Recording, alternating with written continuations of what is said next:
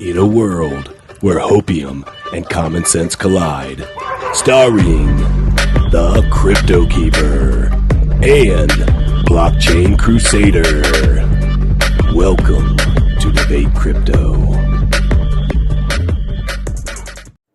Buenos dias, mi familia, crypto fam. Good morning. It is another Saturday morning. We just started doing this. We're kind of doing what we call Saturday morning cartoons, where we actually don't have like a set, game plan yet. But I'm kind of thinking that with a couple of the articles that we're going to go over today, it's kind of like you see it drawn up one way, like the news presents it one way, right? But really, something else is going on here. So that's the Saturday morning cartoons. We've always, as always, got BlockchainCrusader in the house. Miguel, what's on the podium this morning, bro?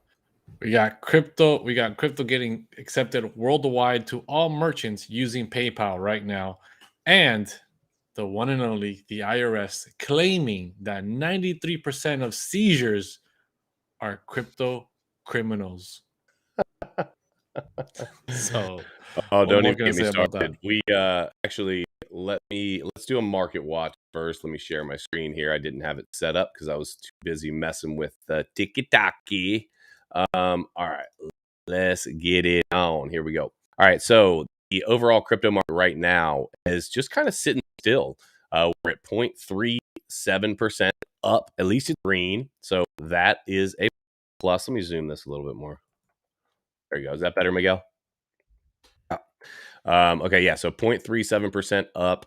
We're not even going to do the biggest gain anymore. Every time I come on and look at these freaking biggest gainers, it is literally the most ridiculous freaking meme and whatever chaos going on. So we're not even going to do that. And then as for trending, micro pets, burning moon, and hamster. I literally feel like cartoons is a very good topic for this morning. But let's get into some real projects. Bitcoin just actually turned around the last hour. We're down at 57.7. ETH 42.46, just up a little bit. Binance Coin 580. Let me actually refresh this real quick, make sure these are on. Yep. Okay, cool. Lana's down at 208. Cardano $1.88. Man, Cardano has just been sitting around not doing a whole lot, right? And then XRP is at $1.07. We're actually let's wrap up the top 10. Number 8, Polkadot $40.28. And number 9, USDC hanging tough at 99 cents.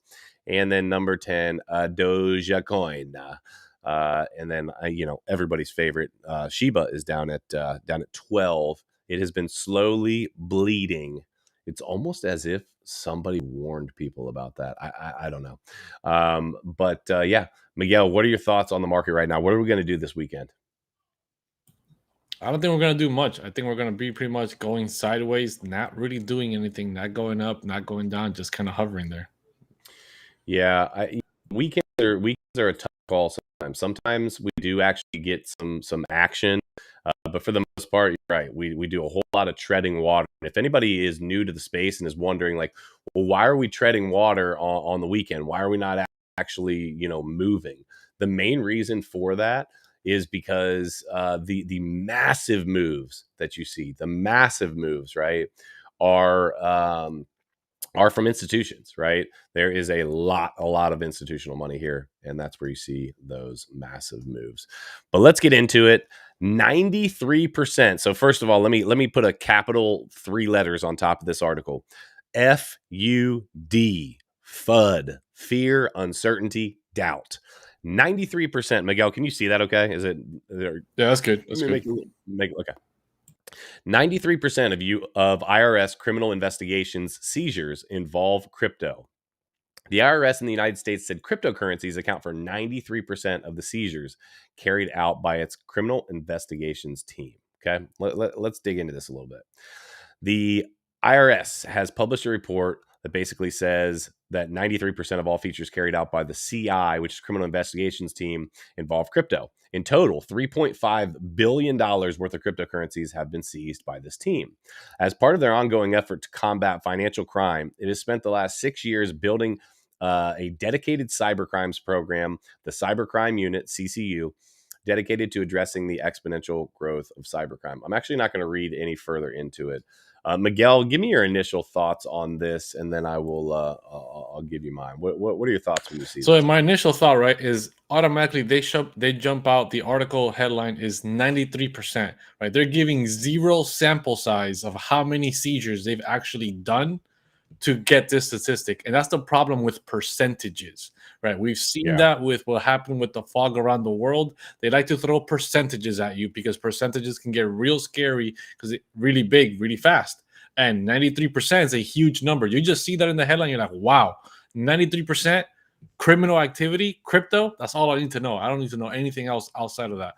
But they're not telling you, well, it's 93% out of maybe like 100 seizures we did in 12 months. That's not a huge sample size. That's what, 93 people out of the hundreds of thousands of people that use crypto all around the world, right? So the sample size is where is the problem for me in this article, and just the yeah. skewing of the statistics. Yeah, the other part that I look at a lot is we looked it up just to double check to see hey, listen, this is just off of Google. I don't even know that I totally agree with this number, but Google says that 13 to 6, you get a number between 13 and 16. 13 to 16% of Americans understand and or are using cryptocurrency. Okay. I would argue that it might even be lower, but whatever. Let's use that number. So basically, what's being said here is a very small portion of the population, right, is committing a large percent of the crimes. That's what people will read into this when they read this. And here's the thing: cryptocurrency is a new thing. When I say new, 10 years old, 11 years old, 12 years old, right? And so whenever something new comes out, we're talking about change. And when we talk about change, we have people are their initial reaction is skepticism, scared, back away from, a little bit, just not so sure, right? And so what these articles do is they let people that already have that anxiety about our changing economy capitalize on it. It basically adds to it. It's literally just like what you were talking about, Miguel. The amount of false narrative news that we get right now as it relates to, as we like to call it, the fog around the world, among other things. This narrative does one thing: it allows people that are not wanting to free their mind and openly think, it allows them to be even more fearful of something that ultimately could possibly be something that could change their life in a positive manner. And the whole thought process that I come to behind this is, who do you think the IRS speaks to more often or is more concerned about? The everyday US citizen, crypto user, or do you think that they are more worried about Gary Gensler and his den of thieves over at the SEC? Obviously, the SEC, right? And so when you have someone and a group of people that are threatened, and bankers and the whole lot, right? When you have that going on and you have high level power, high level government being able to push a narrative, they push it because ultimately there's a lot of people that are going to read this and they're going to say, "See, I told you cryptocurrency, all those you're into crypto. Oh, don't people just use it for money laundering and buying drugs on the dark web?" I don't know. Yeah, dude, exactly right. That's exactly the problem with this IRS article. Is you automatically see IRS, you see taxes, right? You see taxes, and automatically people get scared, and they're like, "Wait a minute, I don't want to deal with the IRS. I don't want the IRS coming after me. I'm not going to invest in this thing." Or, oh man, I'm not going to Yep. invest because I won't be able to pull out my profits because the IRS, there's still no regulation, so it's not safe for me to invest in yet because all these criminals are using it. So they're trying to keep a hold on new people coming into crypto by scaring them away with, hey, the IRS is just capturing all these big time crypto criminals. And if you get into crypto, automatically in your mind, you're saying 93% IRS, crypto criminal. Boom. I don't want to be a crypto criminal. I don't want to mess up my taxes and get caught up in that and deal with Yeah. it. So automatically people begin to avoid crypto for that one Yeah. sole reason. And that's all it is. It's just a scare tactic. Dude, you go farther Because down into this and it says these include far right, and this is underlined, far right extremists raising millions in crypto, Russian intelligence backed companies funding election meddling campaigns with crypto, and even Law enforcement attempts to crack privacy coins to solve a missing persons case in Sweden. Wait a minute. Why are we talking about other countries, Russian-backed intelligence? We're literally taking a worldwide economic view that's not probably a true narrative anyway, and tossing it in to the United States and putting a headline on it. The freaking news is the worst, Miguel. Yeah. They are the worst. Dude, they're definitely the worst, especially when it comes to this kind of stuff. Definitely when it comes to this kind of stuff, right? Why aren't they talking about how the Taliban has been, raising funds through US dollars, right? They don't talk about that, right? They don't talk about That's a great they don't point. talk about how 100% of narco busts are cash, right? Cash They don't talk money. about that. They don't. So why are we talking about 93% IRS crypto criminals? They're far right, right? They're these neo Nazis. They're Russian intelligence or whatever, and it's like, wait a minute, why? Hold up. If we want to start comparing, let's start comparing everything we're doing in cash illegally compared to this crypto stuff that just started yesterday. So, Yeah. and they all want to do is put a bad spin on it because Democrats aren't involved in crypto, right? None of those people. The Far right extremists. yeah. That's actually, Miguel. That's you and I. We are domestic terrorists over here because we want to think for ourselves, open our mind, and say, you know what? There is a better answer than the U.S. dollar right now, and there is. That's a fact. That is Yeah, they want to label anybody that thinks outside the box and that is not under their thumb at 100%, some kind of extremist of some kind. Yeah, no doubt, no doubt. We had a couple of good comments in here talking about the fentanyl from Asia. That's a whole nother topic, but that's been coming in by the freaking boatload. But it gets in. We're not talking about more overdose. Like I actually saw, and I think it was a TikTok, right? And this is what really irritates me about the news. I think it was a TikTok I saw this morning, and I looked a little further into it because I don't always just take a TikTok at face value. Let's be real. Yeah. A lot of people I know do, and it happens, but you really should take that next step. Just like if you're listening to us and you're like, man, I really like what these guys had to say, just because you agree with us doesn't mean that you should just take everything at face value and not do any of your own research. That's why we talk about doing your own research. We want people to come to their own conclusion and do their own research, but that's not what happens a lot. So I saw this TikTok and it literally, I looked into it further and it was totally on point. There are about half a dozen things going on. I don't even want to say it on YouTube right now because I'm afraid we'll get bounced. There are about half a dozen things going on right now in the United States that are big name news, and I can all but guarantee the 100 people over the couple platforms that are watching right now don't know that are going on right now, right? And so why is that?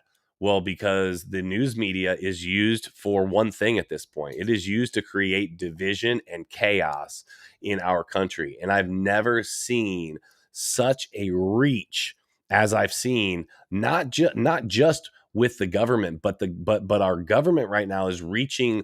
As they reach so far, they're reaching in like to the back of the news media like a puppet, and they're holding them up and saying, here's what you need to say, like a little what's the Marion, is it a ventriloquist? Yes, They've got their hand up the shirt and they're saying, this is what you need to say, this is how you need to say it. And let's be real, Miguel, even people that know that this is going on, we've talked about this before, you don't know what's actually legit and what's not. And you said it best, Miguel. You said part of the point, this is not the age of information.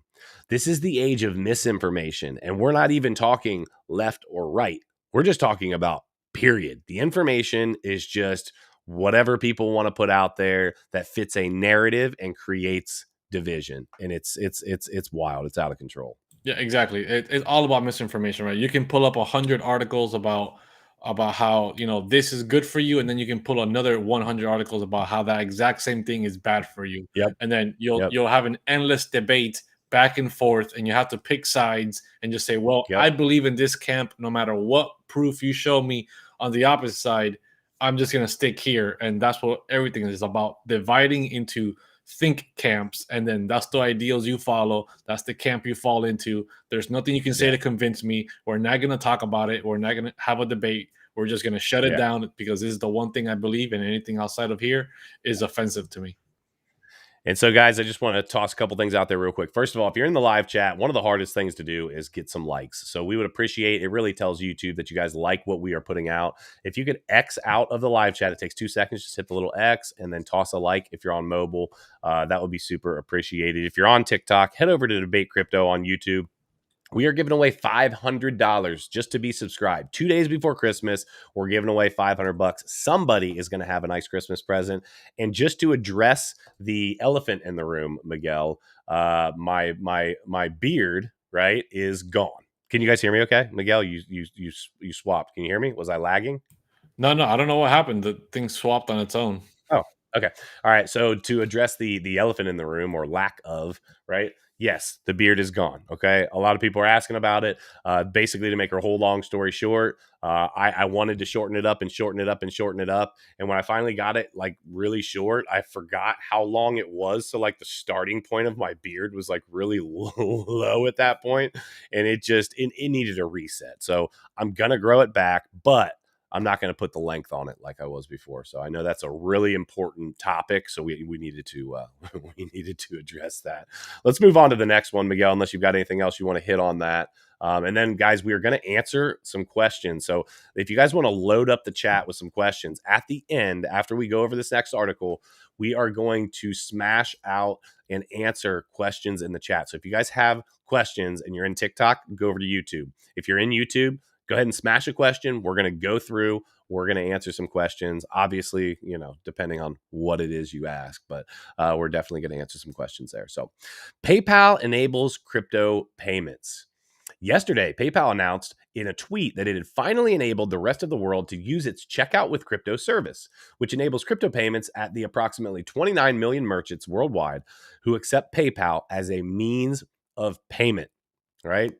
In March, PayPal announced the upcoming release of Checkout with Crypto, allowing the American consumers to make payments to millions of merchants using cryptocurrencies from their PayPal wallets. The CEO of PayPal had stated, "This is the first time you can seamlessly use cryptocurrencies in the same way as a credit card or a debit card inside your PayPal wallet. For now, payments can only be made with the 4 main cryptocurrencies: Bitcoin, Ethereum, Bitcoin Cash, and Litecoin. The shift to digital forms of currency is inevitable, bringing with it clear advantages in the terms of financial inclusion and access, efficiency, speed, and resilience of the payment system, and the ability for governments to disperse funds to citizens quickly." Miguel, go ahead and address what this article doesn't say and what the problem with this article is. Yeah, so the problem with this article is, they're talking about accepting payments worldwide. That sounds amazing. One problem right Yeah. there is, how many people really want to pay in Bitcoin or Ethereum or whatever? That's a big concern right there. The Okay. second is, are these merchants or these people using PayPal actually have custody over their Bitcoin or their currency, whatever cryptocurrency it is that they have?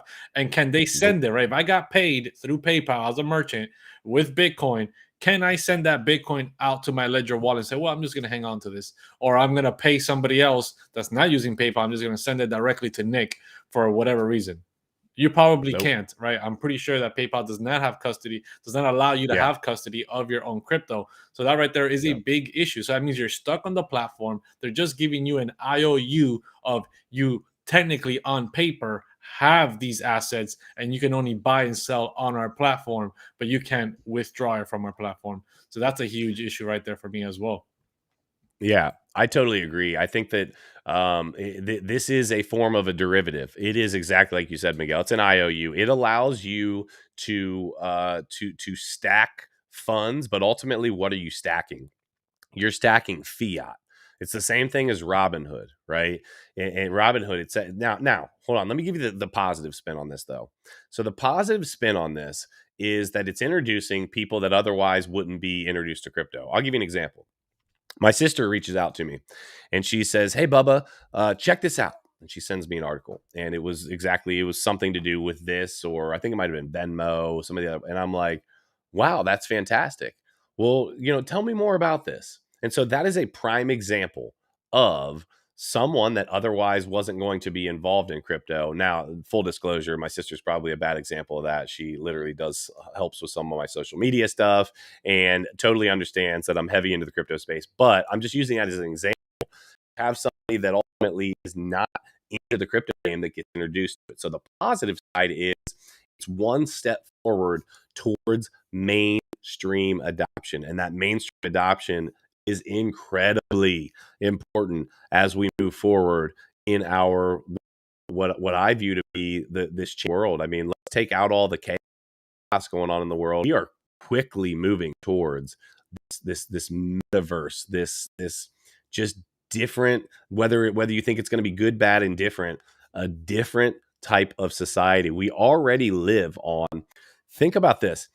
Ultimately, and I put myself in this included, when I wake up in the morning and I look at my phone, right? I have some things that I do personally for me and my spiritual man and all that good stuff first, right? Or I try to do it first, but I even fail there. But what's the first thing I do?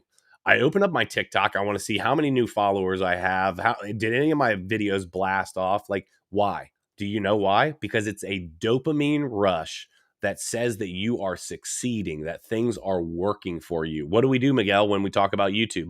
How many followers are we up to? Yep. How our subscribers are we up to? How many listening or how many, hours are we up to? Listen, it's not a vanity thing. It is literally ingrained into us that this is a metric that is pushing us towards what ultimately can be financial freedom as a result of what we're doing on here and with our crypto and all of that, which is great. But like at its core, we are literally looking towards our phones, our computers, our social media sites to give us validation as we move forward on our daily life. And it's different. It's scary. It is. I never thought that I would be an influencer, right? I never thought that I'd be talking like this on a YouTube channel. Never would have guessed it, right? But here we are. So how do we make the best of it?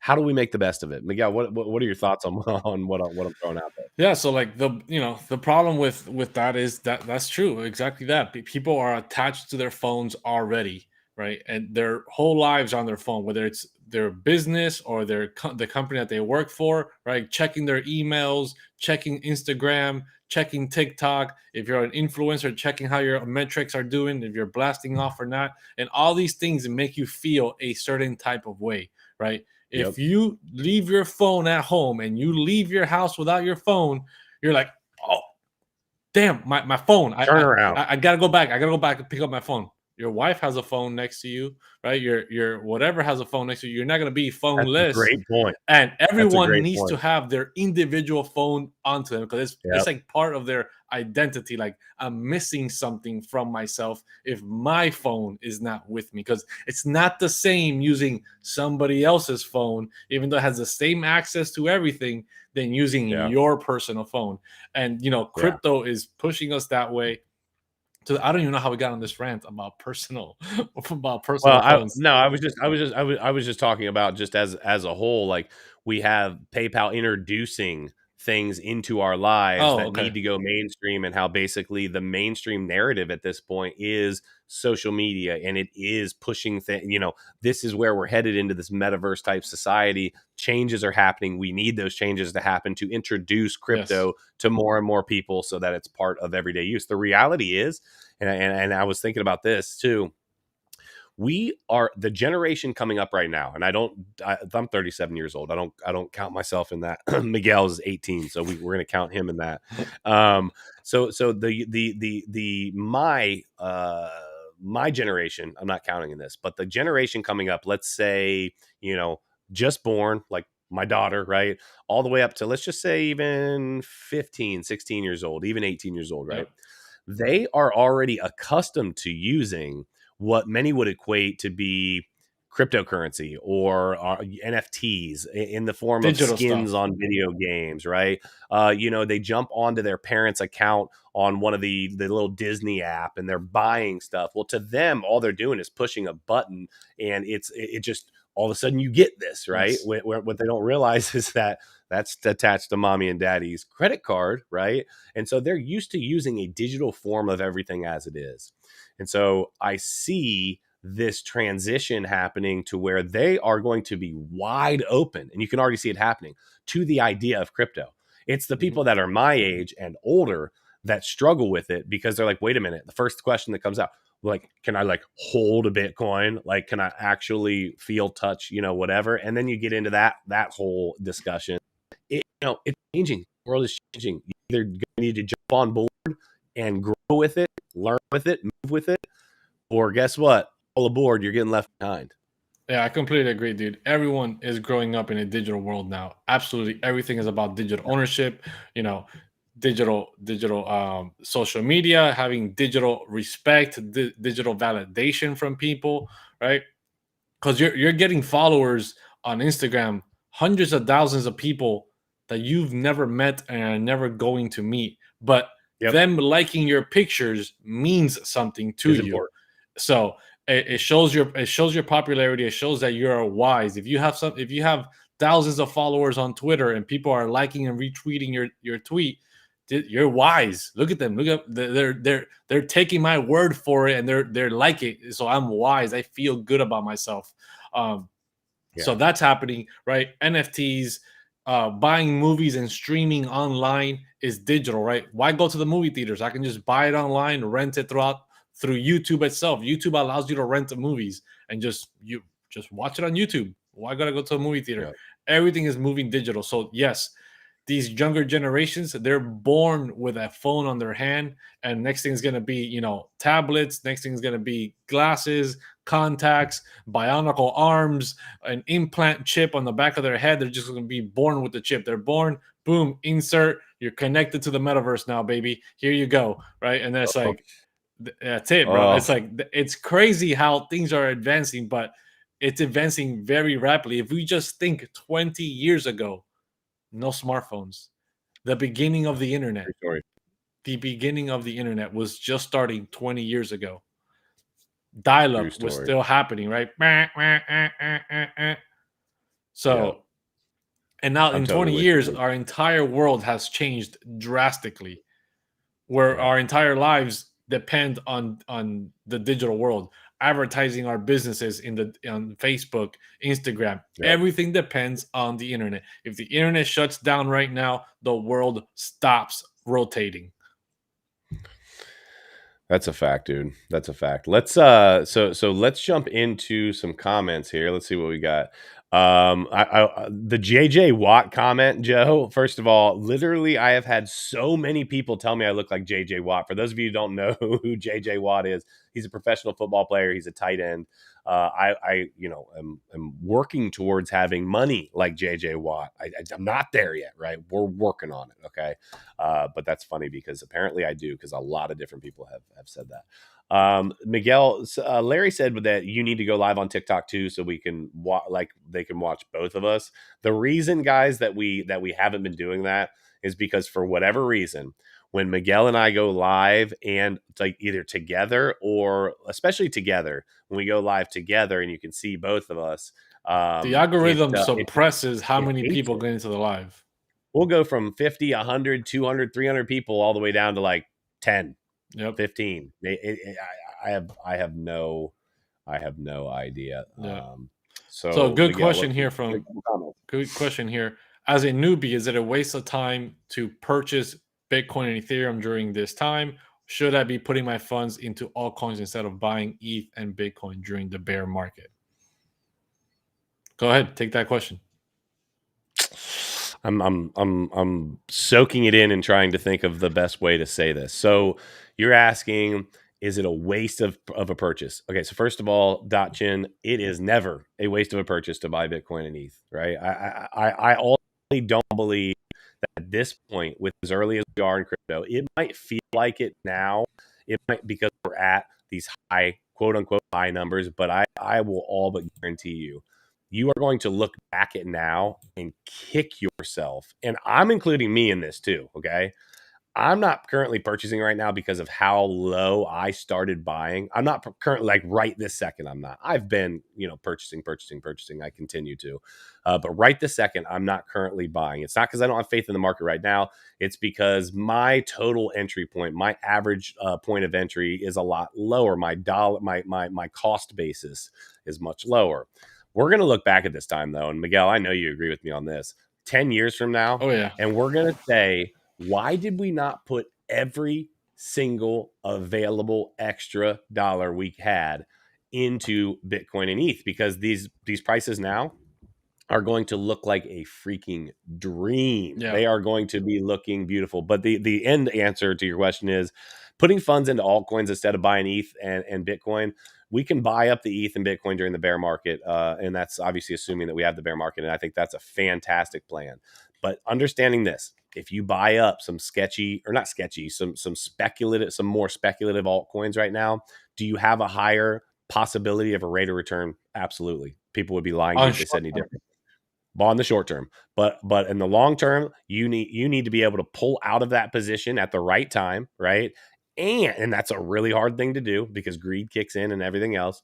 And also, you have a lot more risk short term too, because when Bitcoin moves 4%, your alt moves 15 or whatever. It's just these massive sways either way. So there's good and bad. Do you have a different thought on that, Miguel? Yeah. So my thought is, in the short term, Bitcoin and Ethereum as a newbie might not be the best for you, especially if you don't have a lot of capital, right? If you only got $500, $1,000, Bitcoin and Ethereum is not the place for you right now, right? For the next short term of the next 60 days or so.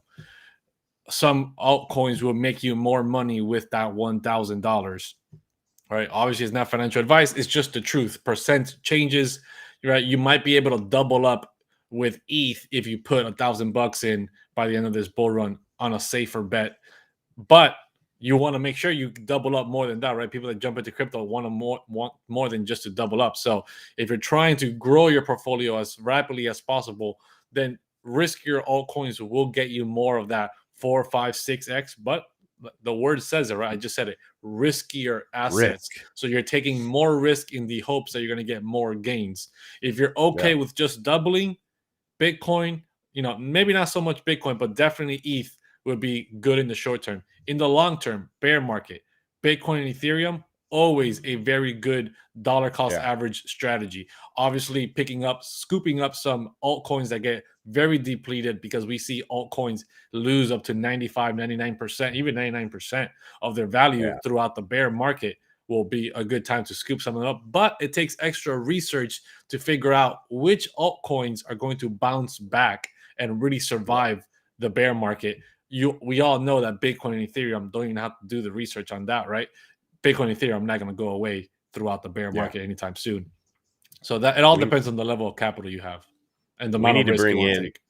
Yeah, no doubt. We need to bring in somebody that's more of a stock trader. We need to bring like Ken from Trade Invest Simplify or something in here. Yeah. And we need to have you repeat what you just said. If you're okay with doubling up, you guys hear me say this a lot. We are so spoiled. There are billionaires that have been making 5, 6, 7, 8, 10, 12% year over year, year over year, year over year for their entire lives. Yet we're talking about if you're okay with 100% gain. Only doubling up. Yeah. Oh, if you only want to double your money, right? I've talked about it before, but doubling your money in the life that I used to live, that was the goal, right? The flip was the goal. And even in that life, real estate, they call it a flip. Ultimately, what you're trying to do is recoup everything that you bought, have an asset of whatever value, and continuing to make you money from there. We're not talking about some little piece of the pie. We're talking about, hey, if you could put one pie on the table and I can leave with two, as long as you're okay with that, guys, that's freaking tastic. So just be patient, be patient, be patient. What else we got? Another question is, how do you feel staking time at their high APY? Okay. You should take this one. You got into time. All All right, so I got in. Full disclosure, again, this is highly speculative. It is risky. Anytime you see something that has an APY of 91,000%, it feels the reason. And let me just explain something. When it says 91,000% APY, ultimately what's happening is there's what's called rebasing that's happening every 8 hours. Basically, there is a change that basically interest is being paid out every 8 hours, and that compounding interest every 8 hours, which is how you come to that huge number. Now, that ultimately does equate right now to like 9.6% every 5 days. That is an insane number, okay? Um, I put a very small amount of capital in that, like very small, if that tells you anything. So far, it's doing what they said they would do. I have not pulled anything out, okay? So I just wanted to feel it out, make sure it works, this, that, and the third. We actually have somebody in debatecrypto.academy in the DCA fam that actually put in, a little chunk in there and has some really creative ways where he's basically minting and then moving it over and staking it and getting more, and he gets a discount. And basically it's this cyclical thing that's happening over there. Here's my only thought. My only thought is a great thing like that can't stay at those numbers for too long. The math just doesn't work, because if it did and it was some guaranteed, fantastic thing that everybody could do, well, Kevin O'Leary or somebody would just say, "Oh yeah, hold on a second. Oh, let me just put $1 billion in No, there, and because I'll just then earn 9% in automatically, a day." if they did that, automatically the APY would drop. Right. That's what I'm saying. That's what I'm saying. It can't stay like that, because as it continues to more To and more grow. people Yeah. grows, that APY is going to shrink. Part of the code in this, part of how this works, is that it incentivizes. So as more and more people get out of the project, it jacks up the APY to incentivize more people to get into it. On its face, I personally look at it as a very, very questionable thing. But you Yeah. guys asked our debatecrypto.academy. If you guys aren't familiar, we've got an academy where we do seminars every single Sunday with our all in and our OGs, right? And we literally answer questions left and right. We've started doing these rooms, or these hangout rooms, where anybody can just jump in and ask questions throughout the week. We just started doing that yesterday. That's a new thing. We've got that. And if you want direct access to myself and Miguel, debatecrypto.academy. Check us out. We've got a new partnership with Crypto Jeb that you'll be finding out about this next week. Super excited about that. We got a lot going on. And so if you are looking, the family asked, "Hey, Nick, Miguel, we want to see more speculative, trading ideas, more speculative staking." So we're doing this for the DCA fam. Yep. So far so good. But just understand that what you're getting into is incredibly risky. So Yeah, 100%. And we have another comment here. Um, my favorite guy, Chama Perlada, Chamath Palapatiya. yeah, says ETH will go to 0. Well, the only reason he's saying that is because he's a Solana whale, and he is trying to Yeah, push his project, right, that's right. along with his other posse entourage of billionaires that have Yep, the that's centralized a fact. Solana situation going on. So he's trying to push that narrative because he knows that when he appears on TV, people listen to him. And if he Yep, starts talking about, he has a better speaking voice than Vitalik Buterin does, right? He shows up and he starts talking all elegant, and everybody's like, "Wow, yes, whatever this guy says is what we need to do." He says buy Solana, we're gonna go buy Solana, forget Ethereum. But at the end of the day, it's just his incentive of pumping his own bags, right? There's no difference between him and a content creator trying to pump their own bags. That's exactly what he's doing. 100%. 100%. I got to tell you guys, excuse me, if you hear such a well-educated man who's a billionaire talking about a half a billion, or I mean $500 billion asset just going to zero out of nowhere, and you also understand that he holds ultimately what is a competitor, guys, he's smart. Get the heck out of here. He knows better. It's intellectually dishonest. What's Michelle Rizzo talking about here? Do you think gaming cryptos will pull back 90%, as well as in the bear market, like mana and sand. I think Miguel, go ahead, kick that one off. I've been kicking them I off. Kick think that one off. yes. What do you I think? think Okay. 100% everything will pull back. If we have a real bear market, how we expect it to have, how they've been happening in the previous cycles, then yes, expect 90% pullback. What people need to understand is that the 90% pullback doesn't happen in 2 days. It doesn't happen in a week. It doesn't happen in a month, right? So they were like, "Oh, it's already been 3 months and we've only pulled back 50%. It's different this time." Give it time, guys. Give it time. The bear market is an extended situation. It's not like the summer where we saw 50, 60% drop in 2 months and then we just stayed there and started to recover. It is multi-month, almost an entire year long of the bear market. So if you thought the summer was long and draggy, expect the longest year of your life coming up in 2022. So that's just the way to see it. You're gonna You regain know, all the time that you lost in 2020 because of the fog around the world. You're gonna regain it in 2022 with how long this bear market feels. yeah. I think, I think for me, this one's not as clear cut, and I'll tell you why. You have Mark Zuckerberg pressing hard on this metaverse, right? Pressing hard on this idea of metaverse. And so I think that do I think a correction is going to happen 100% because the whole market's going to correct. But if we move to a place in a relatively short period of time where this is actively being utilized and it becomes more of an active part of a daily, thing, right? Our daily life, I think that definitely changes the narrative some, or at least has the ability to. So I think it's actually one to watch for. But as for me, if I was putting, massive amounts of capital into it, I would be trying to take profits towards the top of this market because I believe that, yes, we are going to have a big dump. I just don't know how big. And I think that depends on how mainstream things get in how quick of an amount of time. Yeah, the problem is the reason why I don't think it's gonna hold, and I wouldn't be holding mana or sand into the bear market is just it's only this entire bull run, nobody even spoke about mana or sand until Yeah. just 3 weeks ago when Facebook rebranded, and now the metaverse coins are blasting off. So now everybody thinks, well, they're blasting off. Facebook rebranded. This is it. This is the thing to hold for the next 6 years. And that's exactly how you become a professional bag holder. One small Yeah. event occurs, things pump in price over 300%, and you say, well, that's the thing I'm going to be holding now. I'm going to buy the top and I'm going to hold it because I know it's going to go a little bit higher than what it currently is, but it doesn't mean it's going to stay at those all-time high prices. It's going to come down. All right. The only way it doesn't come down is if we have an extended bull run and things continue to grow. We have maybe a super cycle scenario.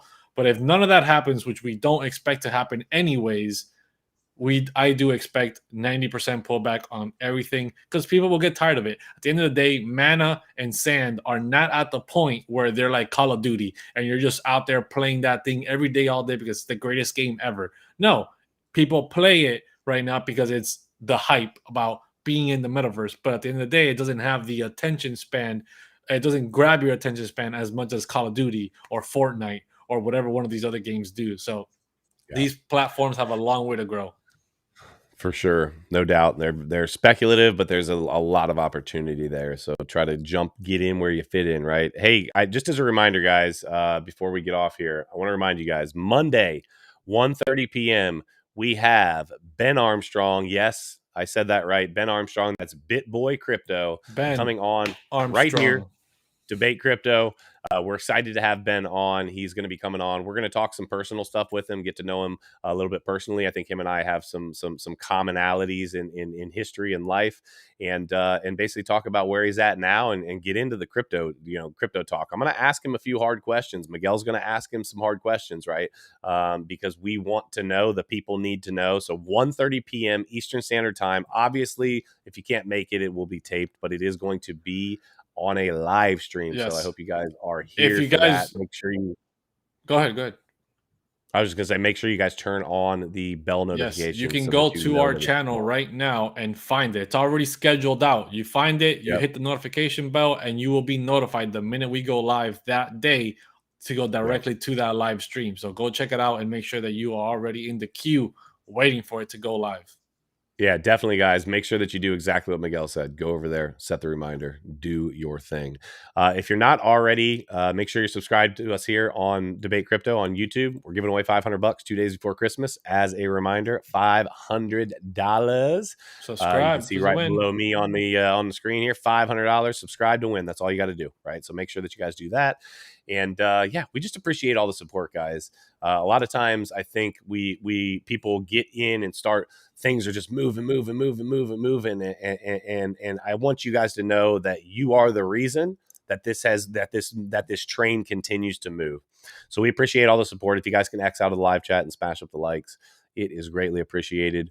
We love each and every one of you guys. If you are looking for a more personal, myself and Miguel to you type of interaction, we're making a few changes that we believe are going to be totally for the better. We're going to talk to them separately about that. But our Debate Crypto fam, we are going to be doing a lot more of Miguel and I sitting in and interacting with the crypto fam. So if you guys want to be a part of that, debatecrypto.academy. Guys, I can tell you this.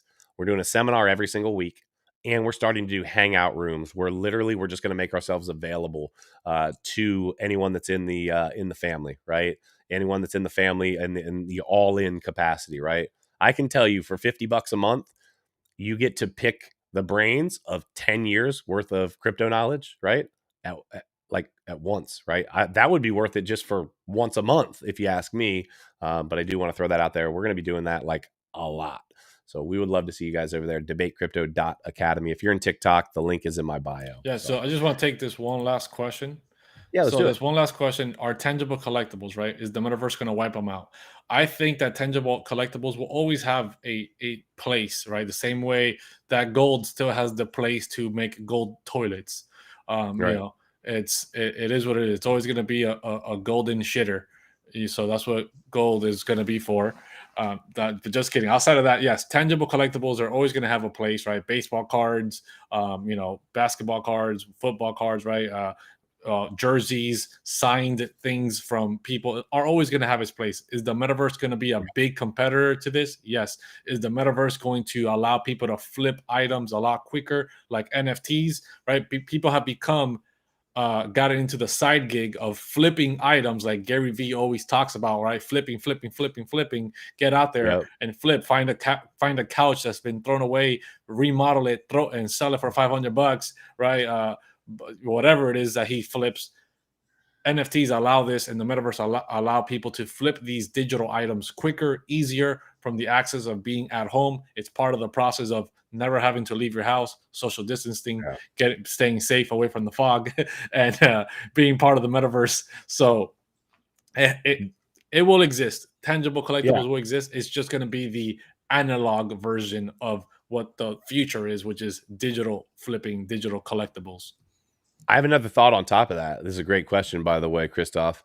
Um, what I think you're going to see a lot of is, as this metaverse continues to grow, you're going to see a lot of people that have tangible physical collectibles notated in a digital form. So let's use an example. Let's say you have a Jerry Rice rookie card, right? You've got a football card. It's a collectible. It's worth a lot of money.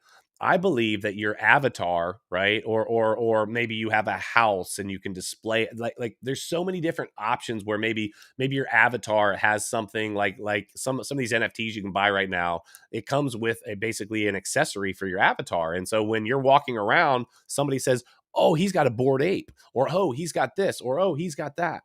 We're going to be able to. People are going to have land and real estate, and you're going to be able to walk into somebody else's home and see their artwork, see their collectibles. So I think that two things are going to happen. One, they're going to be displayed digitally, but you actually have the physical asset. The other thing that I'm starting to see is, especially with sports, at least right now, is physical collectibles as part of a digital package. And so what I mean by that is, you're still going to get the jersey, you're still going to get the signed ball, you're still going to get these things, but you're also going to have that digital representation of it to let everybody else know, I was there. Yeah. I did. I did that. Yep. I think it's going to be really, really interesting. That's a great Yeah, I question. agree. And guys, I just want to remind everybody we'll be live again tonight for Saturday Yep. Night Live, 9 p.m. to 9:30 Eastern Time. Come check us back out on YouTube tonight. So with that said, 9 p.m. go ahead. Yeah, 9 p.m. Definitely. We will be here. So we love you guys. If nobody's told you before today, we freaking love you. We hope you guys have a wonderful day.